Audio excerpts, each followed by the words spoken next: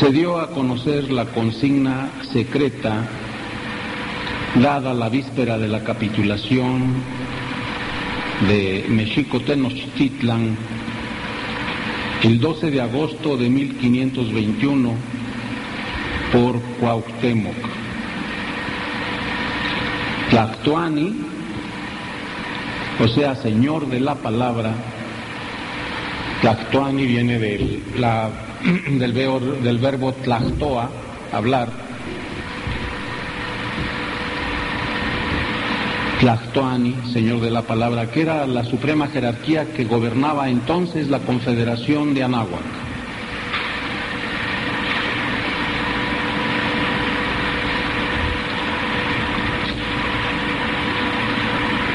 Esta consigna fue dada de acuerdo con el Consejo de Gobierno Ohuetlactocan de Anáhuac. En esos dramáticos días, Cuauhtémoc era, además, el Tlacatecuhtli, señor de mando de los ejércitos de Anáhuac. La noche del 12 de agosto de 1521, el Tlactocan emitió la consigna secreta que había acordado y esta se transmitió oralmente de generación en generación hasta nuestros días. La conservan pueblos tan apartados como el Yaqui, por ejemplo. Ya dijimos a ustedes lo que significa Tlactocan, Consejo de Gobierno. Y también dijimos a ustedes cómo funcionaba dicho consejo. Se ponían en rueda los señores del consejo, se planteaba el problema por el Cihuacóatl o administrador, y después, con una pluma de águila en la mano, el que tenía la pluma era el que tenía el uso de la voz, el uso de la palabra. Y iba dando su juicio para resolver el problema que se había planteado. No se permitían diálogos, no se permitían discusiones. Cada quien tenía que concentrarse en dar la mejor solución hacia el problema planteado. La pluma iba circulando, podía hacerlo 2, 3 veces, las que fuesen necesarias, hasta que el asunto quedara perfectamente estudiado, y entonces ya se podía determinar cuál era la decisión a seguir. De esta manera, pues, acordaron este Consejo de Gobierno, Consejo de Prudentes, Consejo de Ancianos, junto con el Tlactoani, acordaron dar esta consigna secreta. Fue guardada por un anciano de nombre Atilano del pueblo de San Lorenzo Tlacoyucan, lugar en el que todavía se conserva memoria de él, y la transmitió en náhuatl al señor Clemente Alvarado, también octogenario, de Santa Ana Tlacotenco, quien a su vez la comunicó al señor José González Rodríguez, vecino de Santa Cruz Acalpixcan.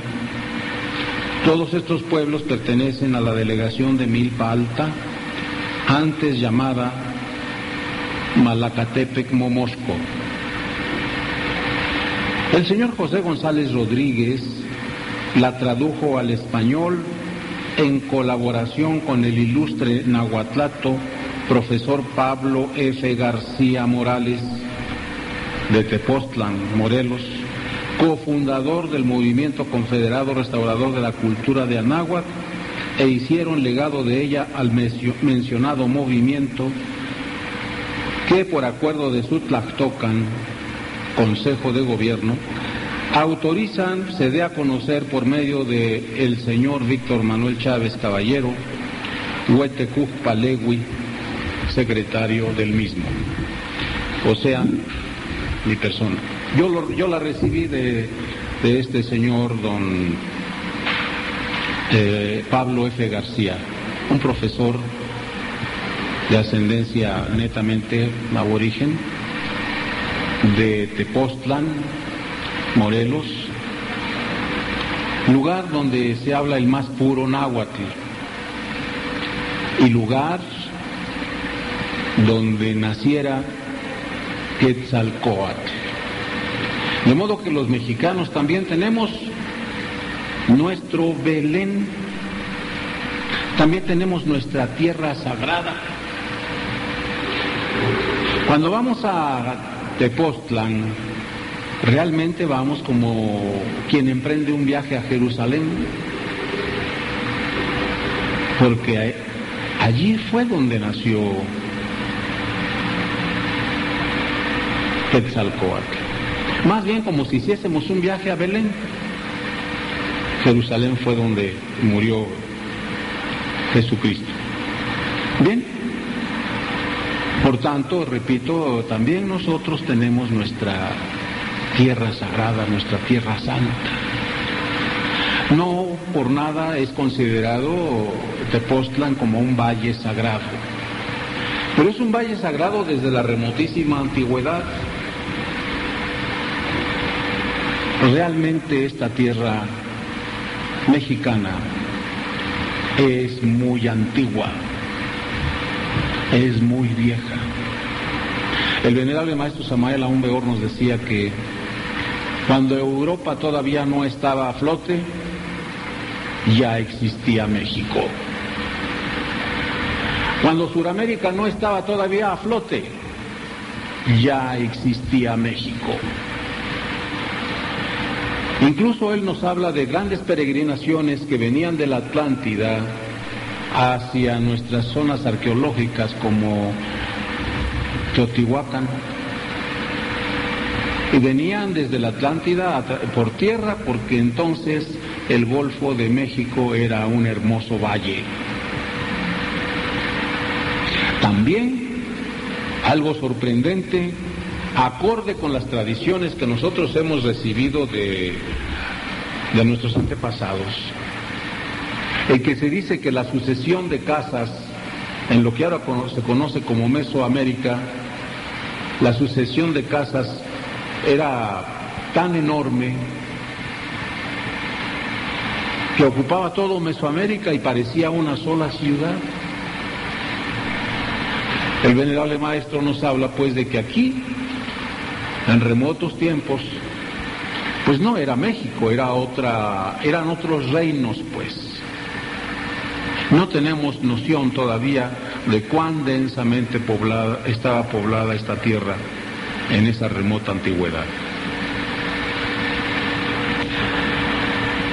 Nosotros mismos intuimos, y cuando intuimos, es obvio que tenemos la certeza, porque la intuición es la voz de la conciencia, es la voz de lo que sabe, es la voz de quien sabe. Así, en cierta ocasión, en una conferencia que dábamos en Puerto Vallarta, un señor que se proponía molestarnos mucho insistía en que de dónde sacábamos nosotros todo lo que decíamos, que de dónde sacaba nuestro maestro Samael todo eso que decía. Y es que el intelecto siempre busca documentación, es decir, la repetición de lo que otros dijeron. Y definitivamente a un maestro no se le puede pedir documentación, porque lo que está hablando es la voz de su conciencia, los datos de su conciencia. Y esa fue la respuesta que le dimos, que lo que el maestro decía pues eran precisamente datos de su conciencia. Si cada uno de nosotros despertase conciencia, recordaría muchas cosas aprendidas en otras existencias. Bien, en esta etapa pues de redescubrimiento de los valores culturales de nuestros antepasados, misión que nos hemos propuesto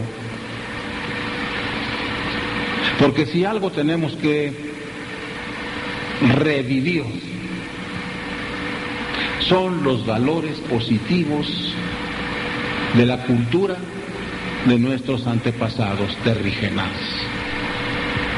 Porque definitivamente los valores positivos de nuestros antepasados son valores universales. Y no solo son valores universales, sino que son valores eternos. Debemos estar pues conscientes de esa gran herencia que hemos recibido de nuestros antepasados.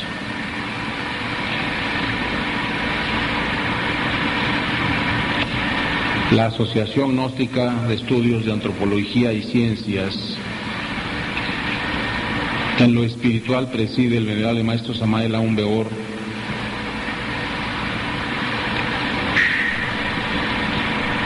se complace pues por mi conducto en dar a conocer a nuestro pueblo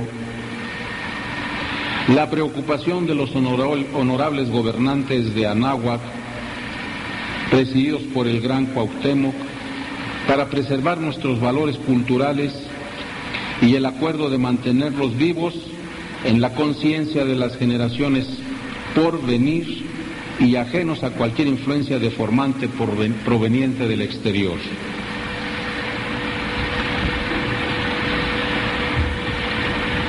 Es tan importante esta consigna que hemos considerado pertinente nuevamente hablar de ella. A continuación, pues, nos permitimos transmitir el acuerdo del 12 de agosto de 1521 en versión original y su traducción al español. Totonal Yomotlatij, Totonal Yoixpolij, Iwan Sentlayo Wayan o Texcatej, Mach Tigmatic, Man Oxepa Wala, Manca Oxepa Kikasin, Iwan Yan Cuyotica Tech Tlahuilikin, Machinoca Umpa Kaj Mictlan Manis, Manzanueluiwi Tosentlatican Totechtechocan, Iwan Tosolnepantla Titlatican, Nochitlan Teyolquitla Sochtla,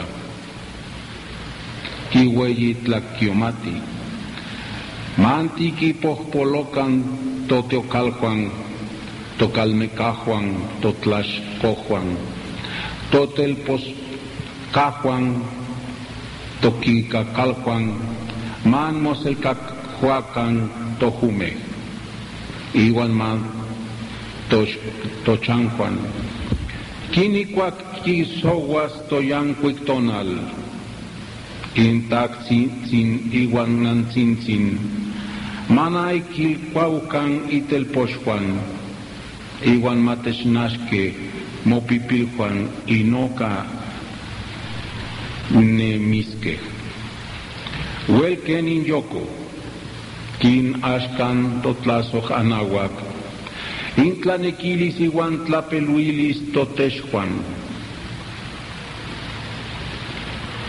Iwan Sanje Nopampa Toquemahuilis, Iwan Toquempololis, Oquiselique, Totiashka Quiszijuan, Ijuan Tlen Totatzitzin, Ahuicyolej Cayopan,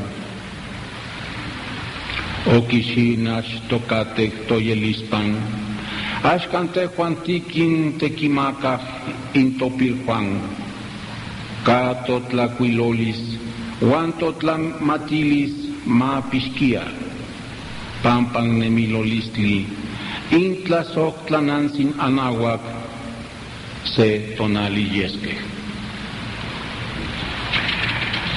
Nuestro sol se ha ocultado, nuestro sol se ha escondido y nos ha dejado en la más completa oscuridad. Sabemos que volverá a salir para alumbrarnos de nuevo, pero mientras permanezca allá en el Mictlán, debemos unirnos, ocultando en nuestros corazones todo lo que amamos. Destruyamos nuestros Teocaltin, nuestros Calmecamej, nuestros Tlaxcojuan, nuestros Telpochcaltin y nuestros Cuicacaltin, y dejemos las calles desiertas para encerrarnos en nuestros hogares. De hoy en adelante ellos, nuestros hogares, serán nuestros Teocaltin, nuestros Calmecamej, nuestros Tlaxcojuan y nuestros Cuicacaltin.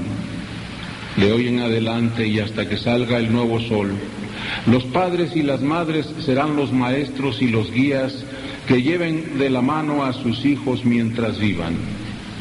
Que los padres y las madres no olviden decir a sus hijos lo que ha sido hasta hoy Anáhuac, al amparo de nuestros dioses y como resultado de las costumbres y de la educación que nuestros mayores inculcaron en nuestros padres y que con tanto empeño estos inculcaron en nosotros. Que tampoco olviden decir a sus hijos que guarden nuestra escritura y nuestra sabiduría, que un día serán gloria de nuestra amada Madre Anáhuac. Realmente es conmovedor y es maravilloso conocer este documento, porque ciertamente, queridos hermanos, la invasión extranjera, la llamada conquista, vino a producir un impacto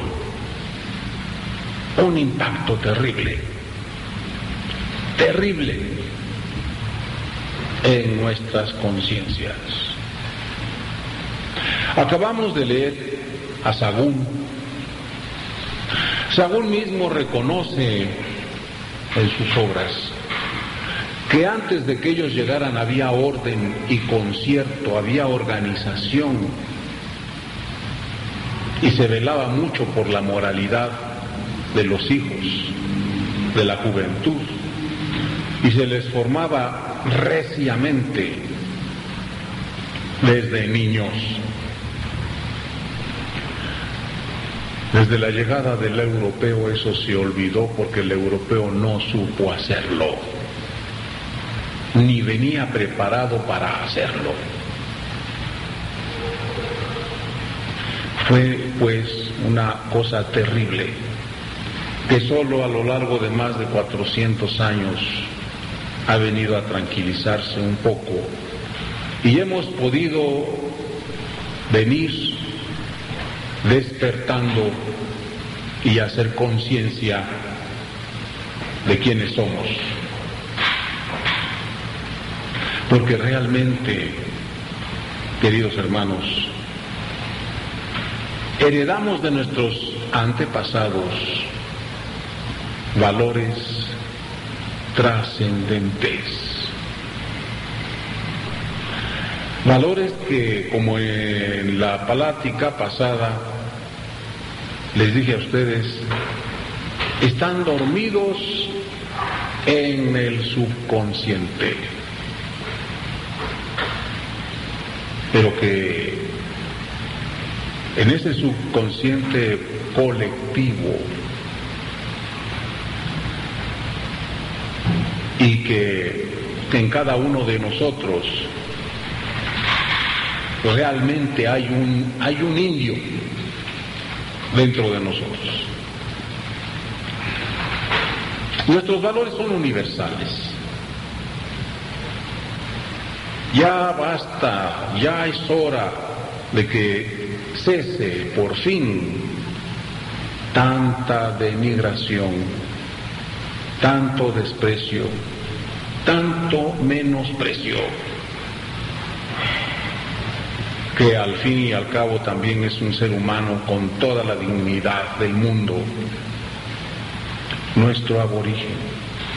Y ninguno de nosotros debe avergonzarse de ser mexicano. Es decir, no hay razón, no hay ninguna razón para ese sentimiento de inferioridad. Ese sentimiento de inferioridad nace precisamente de la ignorancia, de la desorientación, de la despersonalización que la influencia y la propaganda extranjera tratan y han tratado siempre de hacer de nosotros entes ignorantes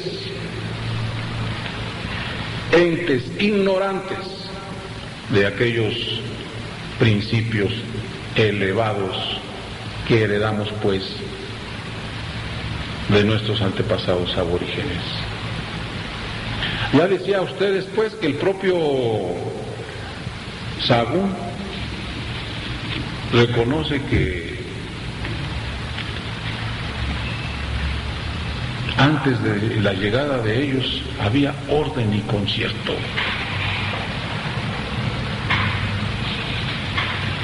Definitivamente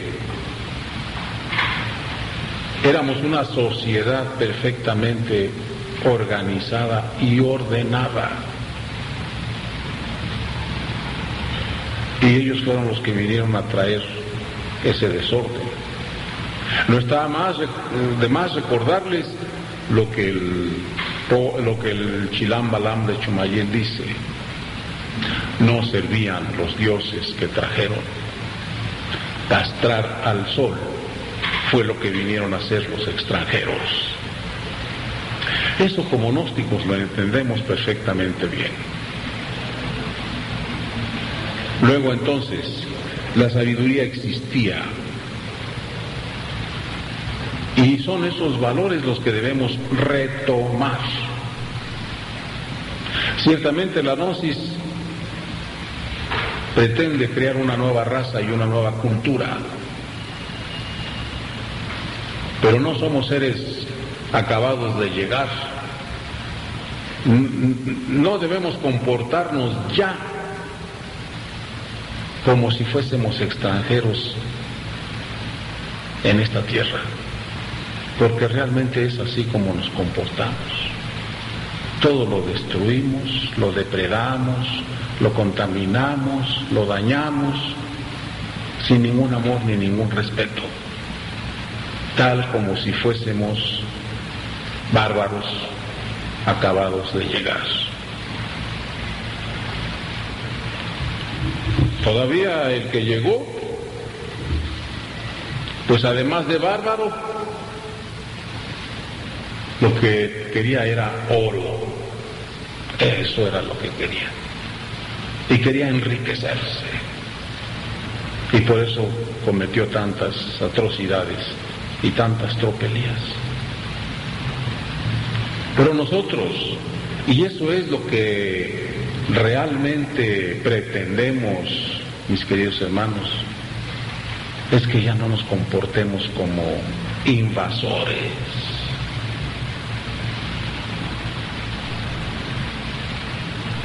Seamos como eran nuestros antepasados. No les estoy hablando de apego. Tenemos que diferenciar perfectamente bien las cosas y ubicarlas en su justo nivel. No estoy hablando de apego. Estoy hablando de amor. Nuestros antepasados amaban el río, amaban el bosque, amaban el árbol, amaban el animal. Y esto lo vamos a ver ahora. Viene precisamente a cuento algo que les voy a dar a conocer hoy. Este documento es una carta que el jefe Seattle, o más bien Sialt, puede ser que sea Silt, era un jefe indio que dirigió al presidente de los Estados Unidos. Vean ustedes qué hermosura de documento. El documento se llama "Esta tierra es sagrada". La siguiente carta, escrita en 1855, fue enviada al presidente Franklin Pierce por el jefe Sealt de la tribu Duwamish del estado de Washington. Se refiere a la proposición de compra de la tierra de la tribu Seattle o Seattle. Una corrupción del nombre del jefe y que es el nombre de una gran ciudad que se encuentra en el corazón de la tierra Duwamish. Es notorio también cómo muchas ciudades, estados y pueblos en los Estados Unidos conservan el nombre aborigen. Y quiero darla a conocer porque, queridos hermanos, todos los pueblos aborígenes de América son ramas de un mismo tronco. Y todos esos pueblos son aztecanos. Todos esos pueblos de Norteamérica hasta Alaska, Canadá y Alaska, son aztecanos. En las raíces de las lenguas que hablan siempre encontramos raíces aztecas. Y reconocían ellos a la gran Anáhuac y se sienten honrados cuando se les llama aztecas.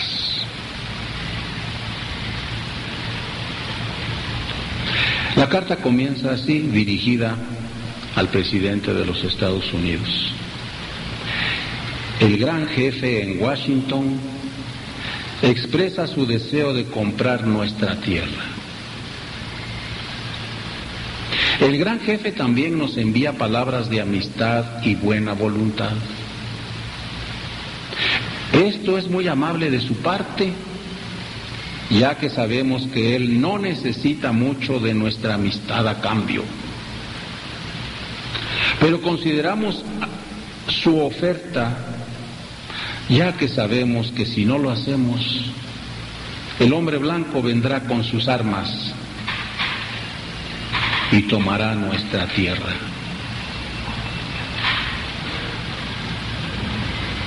¿Cómo se puede vender o comprar el cielo? El calor de la tierra. La idea nos parece extraña. Sin embargo, nosotros no poseemos la frescura del aire o el brillo del agua. ¿Cómo nos la pueden comprar? Lo decidiremos a nuestro tiempo. Cada parte de esta tierra es sagrada para mi gente. Sabemos que el hombre blanco no comprende nuestras costumbres. Para él, una porción de tierra es igual a la siguiente, ya que él es un extraño que llega en la noche y toma de la tierra lo que necesita. La tierra no es su hermano, sino su enemigo, y cuando la conquista, sigue adelante. Deja la tierra de su padre y olvida el lugar donde nacieron sus hijos. La vista de sus ciudades lastima la vista del piel roja. Pero tal vez sea porque el hombre piel roja es salvaje y no comprende. Vean la humildad. No hay ningún lugar tranquilo en la ciudad del hombre blanco. Ningún lugar para escuchar las hojas de la primavera o el zumbido de las alas de los insectos. Pero tal vez sea porque soy un salvaje y no comprendo. El ruido solo parece insultar los oídos. ¿Y qué más hay en la vida si un hombre no puede escuchar el bello graznido de las aves y los argumentos de los sapos de un estanque en la noche? El hombre blanco no parece darse cuenta del aire que respira. Como un hombre que fallece por varios días, no percibe el mal olor. Si decido aceptar, lo haré bajo una condición. El hombre blanco debe tratar a las bestias como a sus hermanos. Yo soy un salvaje y no comprendo ningún otro modo. He visto en la pradera a miles de búfalos putrefactos, abandonados ahí por el hombre blanco, que les disparó cuando pasaba en un tren. Yo soy un salvaje y no comprendo cómo el caballo de acero humeante puede ser más importante que el búfalo que nosotros solo matamos para vivir. ¿Qué es un hombre sin las bestias? Si todas las bestias desaparecieran, el hombre moriría por la soledad de su espíritu. Lo que le sucede a la bestia también le sucede al hombre. Todas las cosas están unidas. Lo que le acontece a la tierra, le acontece a los hijos de la tierra. Nosotros sabemos una cosa que tal vez el hombre blanco algún día descubra. Nuestro Dios es el mismo Dios. Tal vez ustedes creen que lo poseen como desean poseer nuestra tierra, pero no pueden. Él es el cuerpo del hombre. Los blancos también desaparecerán, tal vez más pronto que otras tribus. Continúa contaminando tu cama y una noche te asfixiarás en tus propios desechos. Cuando haya matado despiadadamente a todos los búfalos, se haya domado a todos los caballos salvajes, los rincones secretos del bosque estén pesados con el olor de muchos hombres y la vista de las arrasadas colinas, aniquilada por los alambres parlantes, ¿dónde estará la maleza? Habrá desaparecido. ¿Dónde estará el águila? Habrá desaparecido. ¿Y qué es decirle adiós al tambor y a la cacería? El final de la vida y el principio de la supervivencia.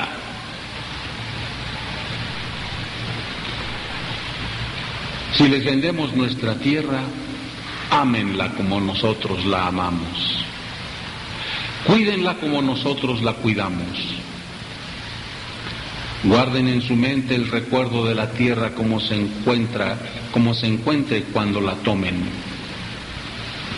Y con toda su fuerza, y con todo su poder, y con todo su corazón, presérvenla para sus hijos.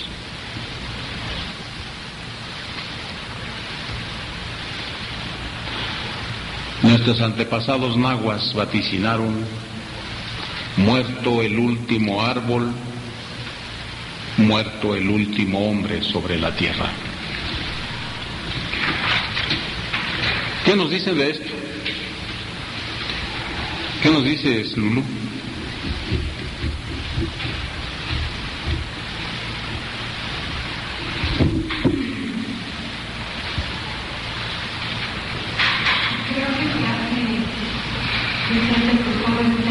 ¿Cómo? Me parece que se hace presente en todo el texto el sentido de la realidad, o como llamarlo, de la conciencia de lo que está en las personas que estaban antes, saber qué es lo que quería transmitir.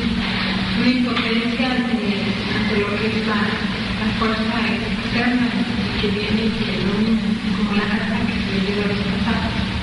Pero que no por ello se inclinan a considerar que esa fuerza es superior o ser fuerza, sino que ellos ante todo tenían el conocimiento que es lo que se plasma y además algo que es muy importante lo que habla de la fe y del hombre. Así es. Definitivamente, un documento como este nos enseña que había sabiduría, y una gran sabiduría entre nuestros pueblos aborígenes.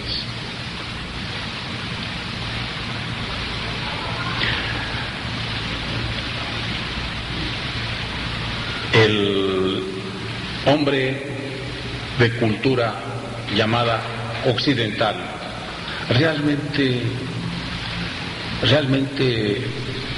está muy equivocado. La cultura occidental le ha dado valor extremo sobre todas las cosas a lo material, a la fuerza bruta, al intelecto.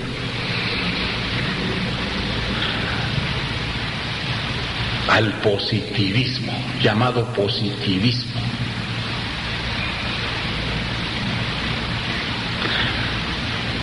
Realmente la cultura occidental, la cultura europea, se ha olvidado de los valores del espíritu, de los valores trascendentes del espíritu. Vivimos obsesionados, señores, por el signo dinero.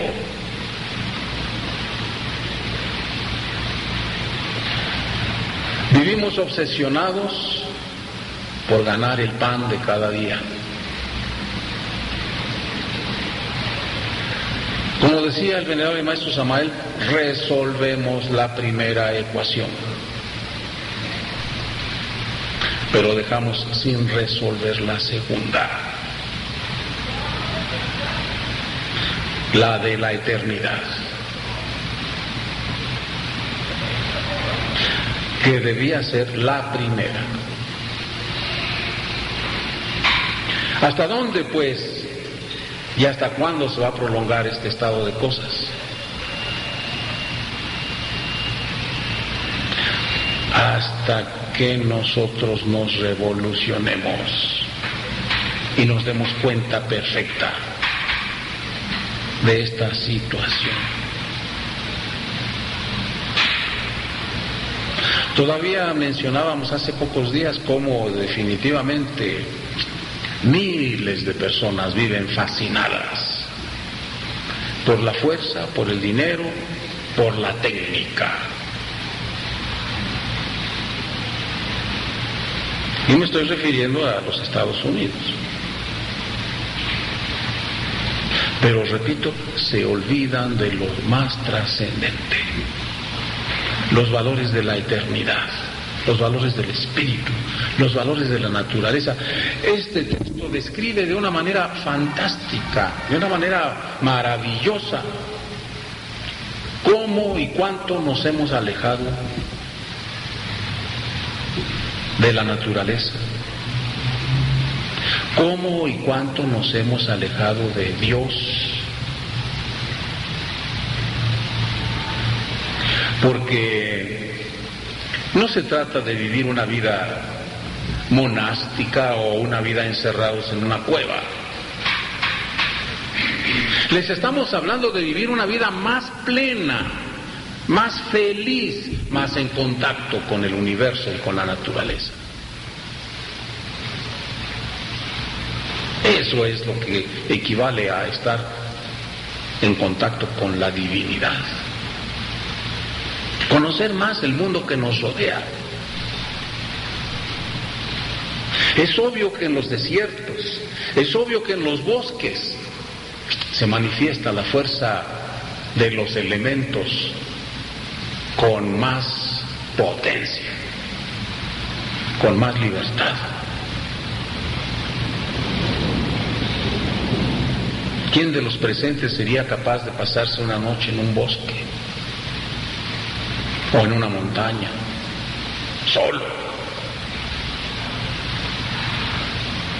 en un desierto? Yo les garantizo a ustedes que cualquiera de nosotros que se propusiera pasar una noche en un desierto, solo, amanecía muerto.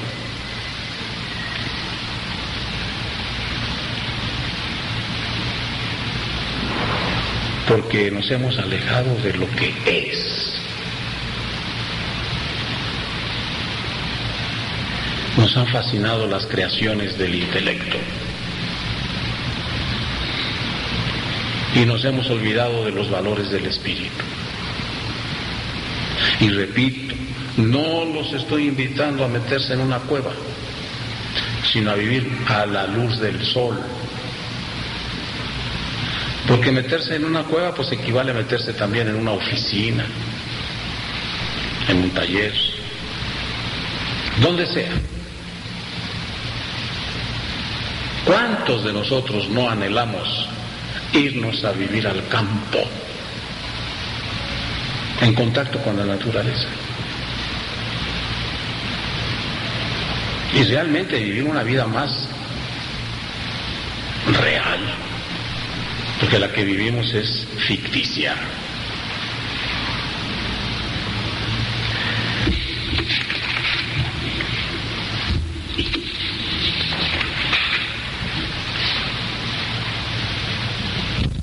El misterio de los ritos. Para los aborígenes de Norteamérica, cuyas tradiciones están estrechamente ligadas con las de nuestros antepasados de Anáhuac, agosto es el mes solar por excelencia, el de la comunión de los hombres con el Gran Espíritu, que es también el Gran Águila, cuyos hijos se consideran los de Arizona. Toman el camino del Apache, el camino de los Apaches, hasta las montañas de la sabiduría. Son ciertas regiones, ciertos lugares. Allí escogen un árbol de acuerdo con ciertos criterios místicos y lo llevan a su nuevo territorio para hacer de él un polo sagrado de un templo vegetal dedicado al sol. Durante varios días, los miembros de la tribu, hombres y mujeres, fíjate bien, cuelgan de sus ramas pedazos de tela de diferentes colores. El tinte indica el propósito de la oración. Oración roja, color de sangre, para pedir la fuerza física. Oración amarilla, color de oro, para pedir riqueza. Oración azul, color de cielo, para pedir la fortaleza espiritual. Hechos todos los preparativos, levantan el árbol y lo fijan sólidamente en un hueco, apisonando la tierra alrededor de su base. En todo lo alto del árbol colocan un nido de águila, donde el Gran Espíritu, invisible pero presente, vendrá a instalarse. Ahora hay que rodearlo de ramajes y de tejos, describiendo un círculo enorme que será el templo abierto, donde el sol podrá penetrar todos los días. Ningún techo lo cubre, para que los pensamientos de la gente se remonten al cielo y llamen al gran águila. Este podrá descender en el nido con el fin de escuchar las súplicas de sus hijos. Allá, en este cuadro grandioso, rodeado de tipis, que son todo el mes ceremonias diversas, cuyo eje central es la célebre danza del sol, rito que tiene miles de años de antigüedad, tan vieja se dice como la misma raza aborigen. La danza del sol era el preludio a visiones místicas que fortalecía en ellos la certeza de que entraban en comunión con el Gran Espíritu.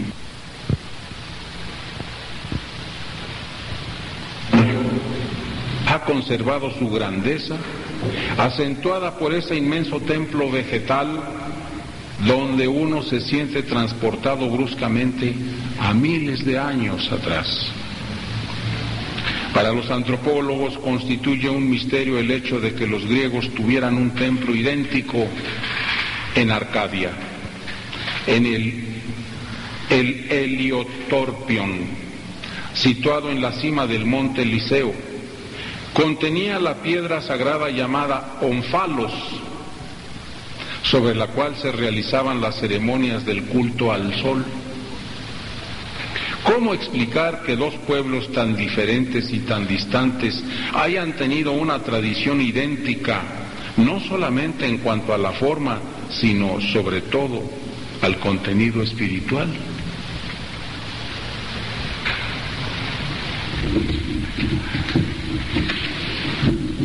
Cuando el sol obedece, porque el Onfalos era el ombligo del mundo, el centro del culto privilegiado que marcaba el encuadre de dos águilas lanzadas por Zeus desde las dos extremidades de la tierra, lo que simboliza claramente los límites del oriente y del poniente, o en otras palabras, todo el reino del sol.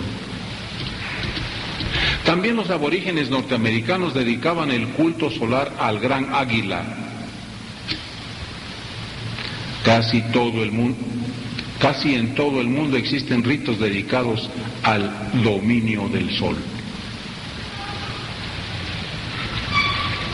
En Polinesia, todavía en nuestro siglo, cuando el cielo se obstina en permanecer oscuro demasiado tiempo, el mago escala una montaña cuya cima se esclarece de costumbre con los primeros destellos de la aurora. Coloca hierba seca, los encantos, sobre una piedra plana y prende fuego a la hora en que debía salir el sol. Mientras se levanta el humo, frota la piedra con un coral, invoca a los antepasados y apostrofa al sol. El sol, dicen los observadores, termina por obedecer ante órdenes tan imperativas. Vean ustedes lo hermoso, pues, de la magia y esa concomitancia constante de la que hemos hablado mucho, en la que los científicos pues no entienden, no comprenden cómo un rito sea idéntico entre los pieles rojas o en México o entre los griegos, pero la palabra Onfalos nos lo está explicando. Desde luego se comprende que ese árbol, ese poste, pues representa un falo. Pero, ¿cómo será la ceremonia, pues, tan sagrada que poniendo un nido de águila en la punta de ese poste. Llega en ocasiones a posarse de veras verdaderamente un águila. Señores, cuando uno hace actos de teurgia, de la divina magia, en un desierto, debe observar el cielo, porque siempre hay respuesta. En cierta ocasión, con un grupo de hermanos allá por el norte, en una zona desértica, nos propusimos hacer un acto de teurgia.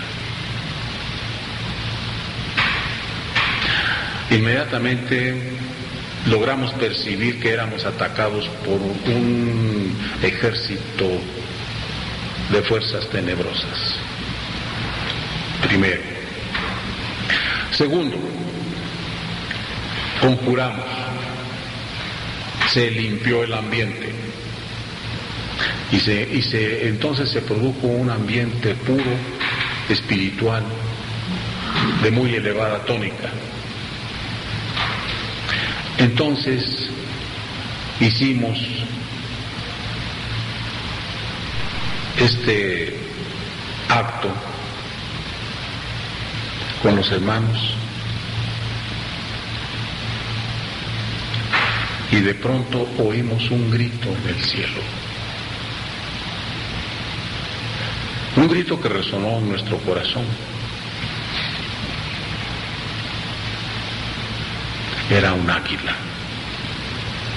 Era un águila que revoloteó, planeó, dio vueltas y acabó por posarse cerca de nosotros. Es decir, que había habido respuesta. No vamos a narrarles algunas otras experiencias, pero sí les digo a ustedes que ese mundo de la realidad, de la gran realidad, es más maravilloso que la más calenturienta fantasía. Que hemos visto manifestaciones estelares, maravillosas.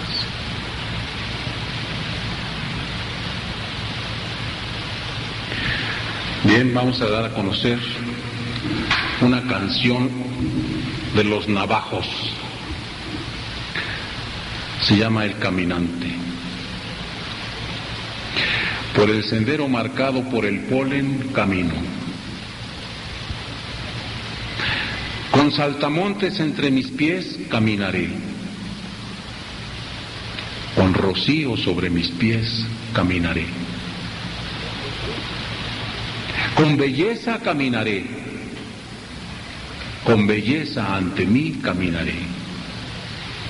Con belleza detrás de mí caminaré. Con belleza encima de mí caminaré. Con belleza alrededor mío caminaré. En la vejez, vagando por un sendero de belleza, alegremente caminaré. En la vejez, vagando por un sendero de belleza, volviendo a vivir, caminaré. Todo ha sido hecho con belleza. Bien, es un estilo pues de poemas a los que no estamos acostumbrados y sin embargo, vean qué belleza. Bien, pues ahora quisiéramos que los hermanos opinaran, dijeran algún concepto o preguntaran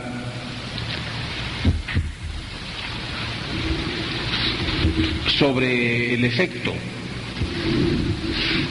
que toda esta información les produce. ¿Qué nos dices? Bueno,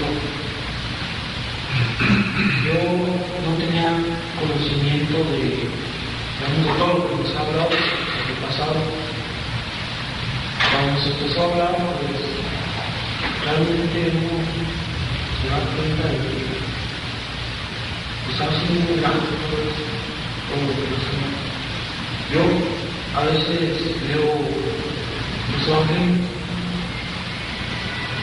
y me he dado cuenta de que hay mucha relación entre lo que está escrito en los evangelios, lo que hace suponer que es un conocimiento pues, muy profundo y que parte de todo el mismo origen. Además, todo lo que nos ha dicho, pues, digamos, como que nos impulsa a conocer más cosas y pues poder apreciar lo que tenemos, lo que tenemos, pues podemos todavía seguir. Vean ustedes, así como les hablo de Sahún, puedo hablarles del padre Mendieta, por ejemplo. El padre Mendieta reconoce, pero así,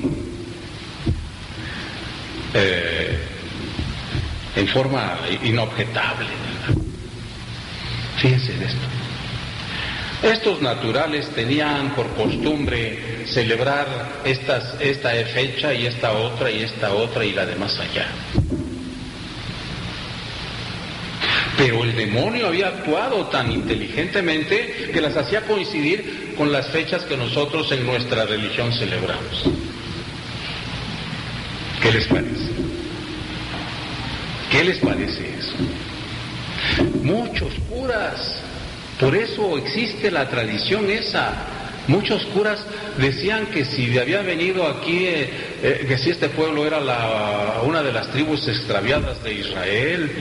Otros no, que había venido Santo Tomás, o que había venido no sé quién a predicar, porque encontraban que la religión de nuestros antepasados coincidía en todo con la que ellos traían.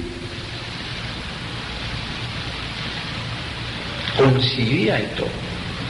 A nuestros antepasados no les fue difícil aceptar el cristianismo porque ellos sabían que el Cristo era el sol. Lo que no sabían los sacerdotes, los curas. Desafortunadamente, repito, trajeron un Cristo deformado, antropoformizado. ¿Sí? El adorable, el venerable Maestro Jesús el Cristo.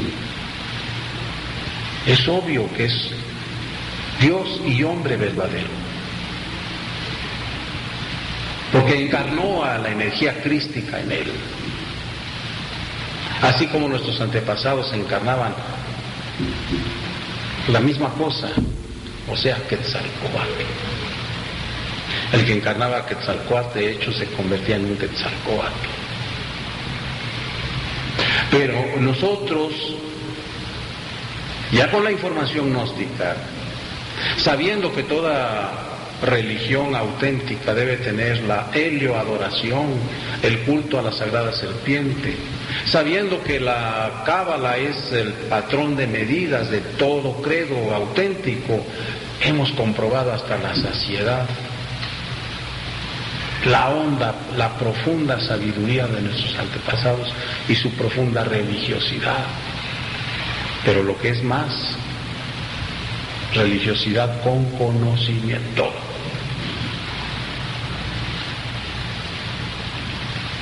En cambio, desafortunadamente el fraile que vino no trajo más que el fanatismo. Sin embargo, no estamos negando el cristianismo. El cristianismo es,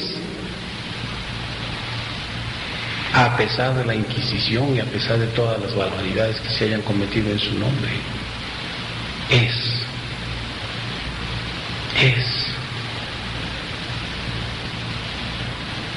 como Quetzalcóatl es, como la religión de nuestros antepasados es, a pesar de todo lo que la hayan denigrado y hablado de ella sobre sacrificios y demás. Por tanto, había ciertamente un orden, una organización social, había un orden que de pronto se pierde, pero que afortunadamente estamos recuperando.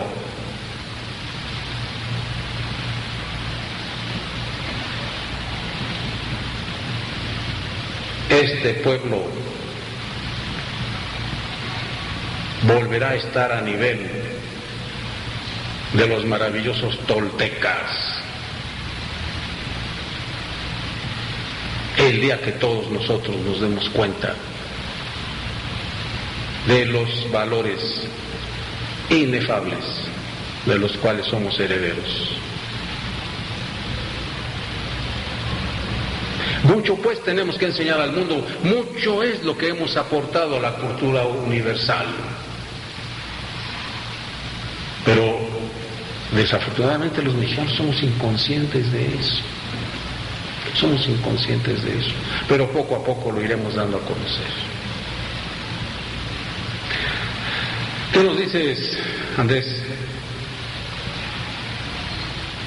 Está bonita toda la enseñanza que nos ha proporcionado. A veces creemos que nosotros podemos hacer con cosas muy sencillas, un bien a toda la naturaleza. Se cree con la ciencia, con la técnica, se pueden mejorar sistemas ecológicos. Se dice del lago de Texcoco, que se nos comentaba ya de un día. Y ¿cuál es el error? Que nosotros no tomamos a la naturaleza como nuestra madre o como a un hermano, no nos sentimos parte de ella, como en el escrito que nos leyó, en la carta que nos leyó. Es lo que más me llamó a mí la atención, esta armonía necesaria que debe existir entre todos los seres de la creación y el hombre mismo. Esa armonía nos da siempre el conocimiento, nos da siempre la sabiduría, esa que cuando se conoce, se sabe y se siente que es verdad, se defiende a toda costa, también con sabiduría. Toma ese puñal y mátame, mejor que quitarme todo lo que tengo. O toma mis tierras, pero síguelas amando como yo las amo. Así es. Así es. Vean ustedes cómo el desamor, el egoísmo, a qué triste situación nos ha conducido, nos ha llevado.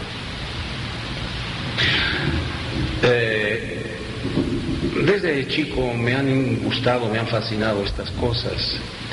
Tengo por ahí un texto, un libro que se llama Grandeza Mexicana, de Bernardo de Balbuena.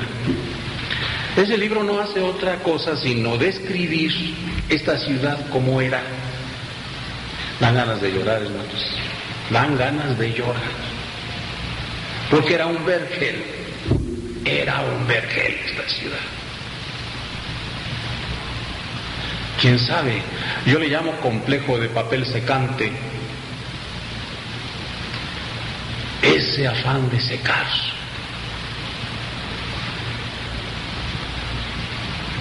Los holandeses han sabido utilizar sus condiciones ecológicas inteligentemente.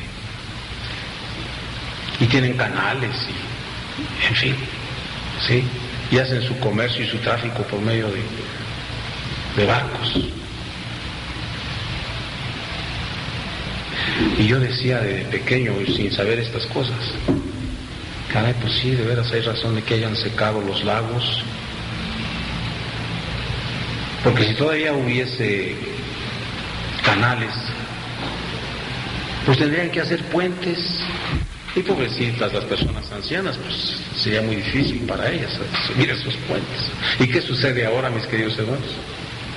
Tenemos que usar puentes para atravesar una calle porque el río de coches no nos deja. Y otra cosa, en la antigüedad, ¿y qué cosa fue también? Algo que yo traigo, porque no es la primera vez que estoy en esta tierra. El amor por esta tierra.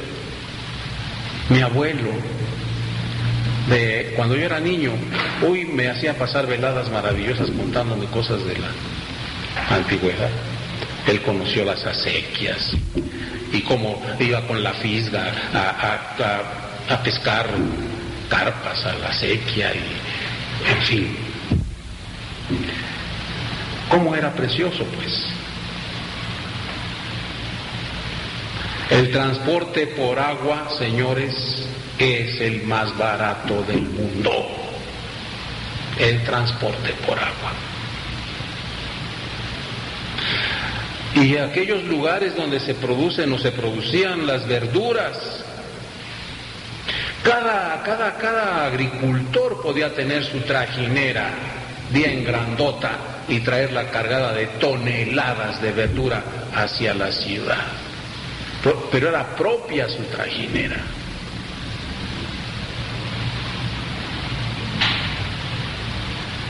Ahora hemos visto cómo llegan los camiones ajenos a cargar, a comprarles para traerlo, ¿sí? ¿Y quién paga el pato? El pueblo. Nosotros nos sale más caro, porque obviamente ese transporte es más caro y ya es un intermediario, ¿sí? Cuando que en esos gloriosos tiempos venía el propio agricultor en su trajinera. Tuve un amigo anciano, él, veterano de la Revolución, zapatista, inculto el señor, pero que me decía poemas así, con un desconocimiento total del idioma,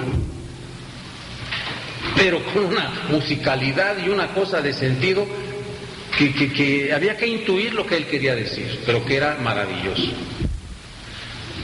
Pues un hijo de él, pintor popular, pues nos pintaba todavía, o pinta todavía, cómo era el Canal de la Viga,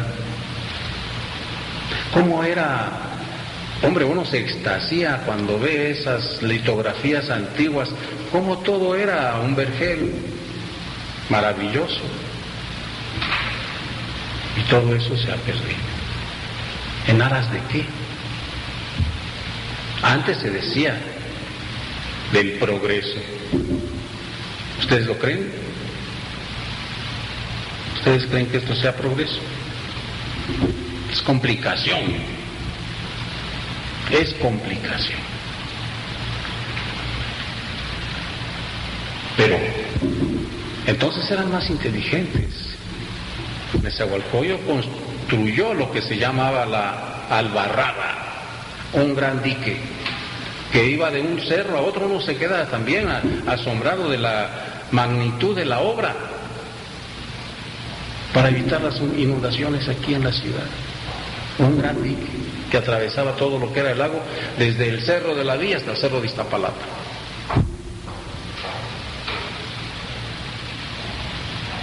Ellos hacían cosas así. Y no faltaba aquí, mis queridos hermanos, que comer. Ranas, carpas, patos, cantidad de almejas. Yo todavía conocí los canales de Xochimilco y conocí el ojo de agua de Nativitas, que salía cristalina, el agua limpia que salía. Y los canales llenos de agua limpia. Yo me andaba ahogando en uno de ellos. Y todavía me acuerdo. Es decir, yo me paré, era niño, me paré en el extremo de la trajinera. El remero iba del otro lado, dio el remazo y pues eso bastó para que yo me echara el clavado. Y mi padre, que estaba conversando con mi mamá al otro extremo de la trajinera, alcanzó a verme con el rabillo del ojo y se lanzó y metió la mano. Alcanzó a cogerme de la valenciana del pantalón y me sacó así y me tenía colgando de los nervios hasta que le gritó mi mamá, endereza lo que lo estás ahogando. Pero yo de él me acuerdo que vi las hierbas del fondo.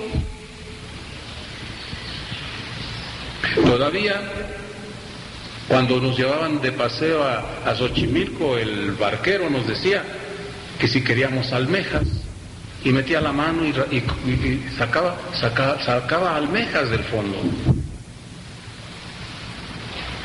Y tan bonito que era, que siempre que iba uno allí, el barquero lo llevaba a su chinampa y le daba a uno que las lechugas, que las zanahorias, que los ramos de flores.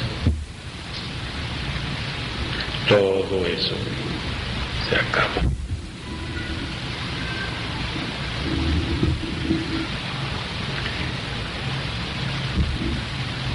Bueno, realmente es otra la situación, y en todo caso lo que nosotros, repito, pretendemos es restaurar los valores trascendentes. Y lo más maravilloso de todo es que esos valores son gnósticos. Eso nos llega profundamente y nos llena de satisfacción. Son gnósticos. La profunda sabiduría gnóstica de nuestros antepasados. Solo realmente un gnóstico puede estarles hablando a ustedes de esta manera, porque tenemos la evidencia, tenemos la vivencia, la información y la comprensión, que no tiene pues nadie más. Gracias pues a la gnosis hemos podido penetrar en lo profundo del ser del mexicano, en lo profundo del espíritu del mexicano. Y eso nos ha hecho universales, porque hemos podido penetrar en lo profundo del ser del egipcio, en lo profundo de ser del tibetano, del indostano, del chino, porque ahí está la sagrada gnosis. ¿No es maravilloso?